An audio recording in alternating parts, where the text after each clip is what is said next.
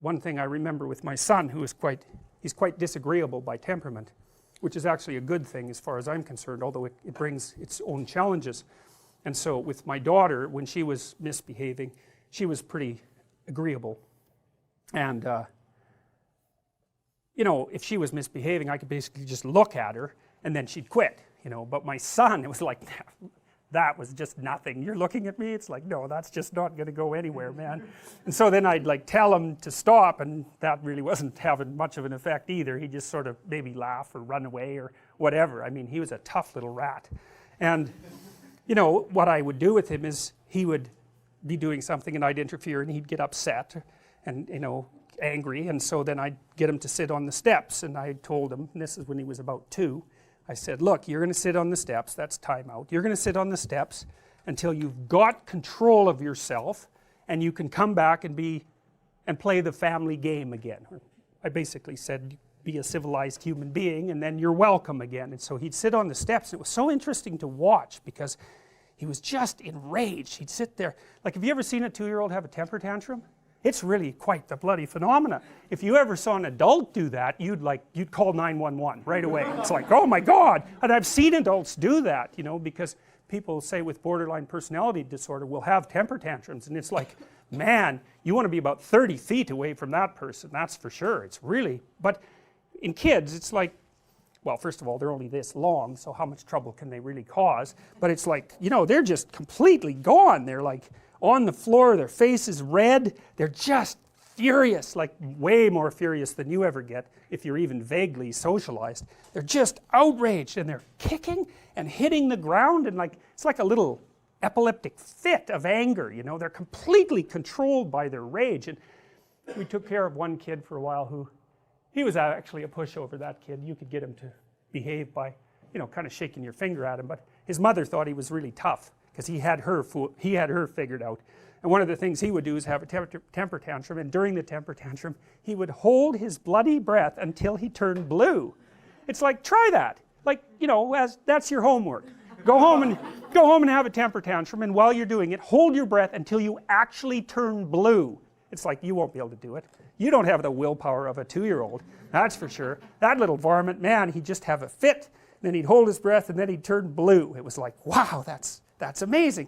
And we would just like let him do it, and you know, he'd turn blue and everybody would be gone and he'd come out of it, you know, and it didn't work, so he just quit doing it. I think he did it like twice, and he figured out, oh well, that's a lot of work for very little outcome. And you know, it's not like 2-year-olds are stupid. They're not stupid. They're probably smarter than you, but they're not civilized by any stretch of the imagination. And so anyways, back to my son, I'd put him on the steps and he'd be like, just like enraged and trying to get himself together, you know. And I'd wait a few, I got a strict rule, which was, as soon as you're done, you're welcome again. So it's completely under your control. You get yourself calmed down, you come and talk to me again. If you're calm enough so I like you, then you're welcome back in the family. No grudge, nothing. And so it's harder than you think. Like, people think they like their kids. It's like, don't be thinking that. They're hard to like. They're little monsters, and they're very, very pushy and provocative. And so lots of parents do not like their children, and they do terrible things to them their whole life.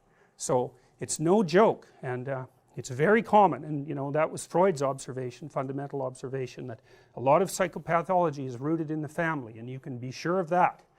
You know, and when you hear about some mother who's done something terrible to her child, which happens reasonably frequently, you know perfectly well that she has a very terrible capacity to discipline. The child's just provoked her and provoked her and provoked her and provoked her and provoked her, and it just happens to be a day where her new boyfriend left and she's quite hungover and she got fired, and it's like, that's the wrong day to provoke her. And then she does something that is not good, and you read about it and you think, well, how could that happen? How could anyone do that? Well, that's how they do it.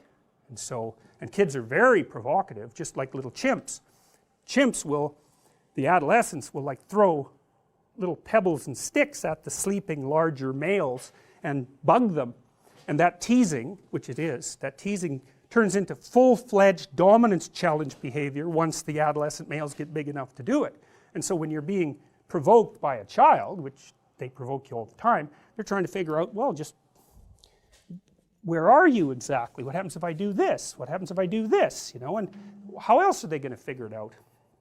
Anyways, he'd sit on the steps and he's just enraged and trying to control himself, and I'd watch that, and then, you know, I'd come back after about 2 minutes or whatever, and he'd still be, "Urgh." I'd say, well, you know, have you got yourself under control? Are you ready to get off the steps? He'd go, "No, not yet."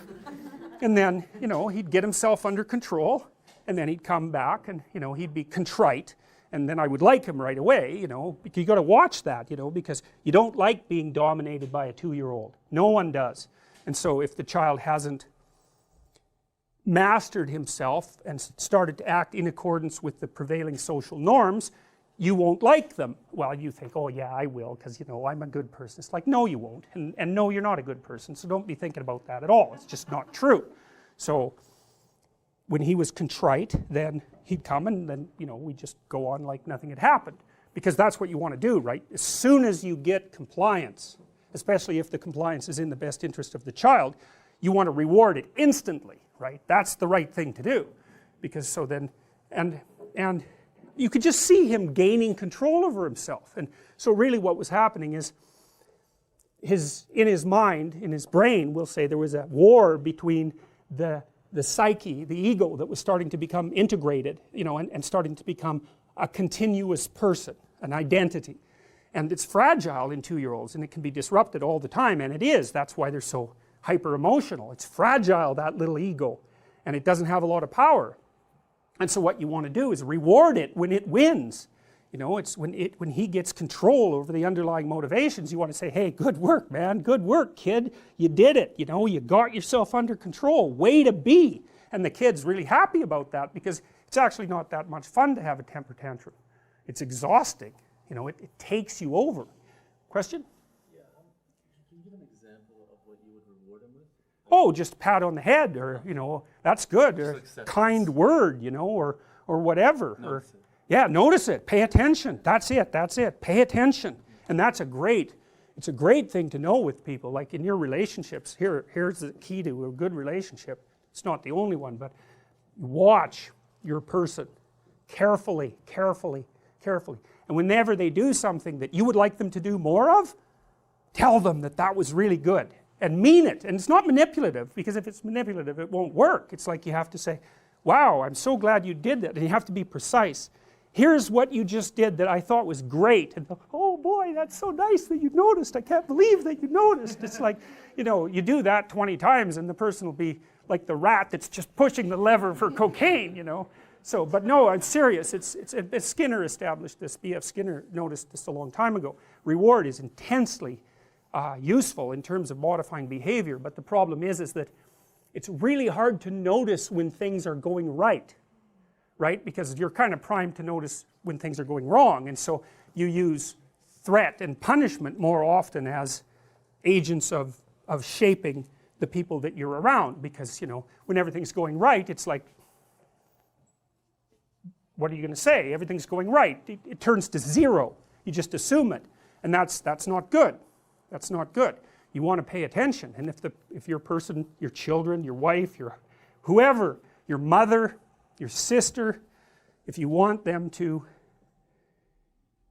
rectify your relationships with them, and I'm not saying to do this in a manipulative way, it won't work, but if they do something that's promoting harmony and peace and goodwill, it's like, attend to it, tell them that you noticed. It's like, it's so useful, and you have to get rid of your grudges and your resentment to do that, right? Because you're kind of mad at your sister, and then you notice she does something good, you think, there's no goddamn way I'm going to reward her for that, so you ignore her when she does something good. It's like, that's brilliant, that is, because then you've just punished her for doing what you want. And people do that with their kids all the time, you know, because they let the kids dominate them, then they get resentful, then the kid will run up to them to show them something that's kind of spectacular, and they're not happy. They'll like, oh yeah, that's, you know, I'm working, you know, little kid is all sad about that, and he's just learned something.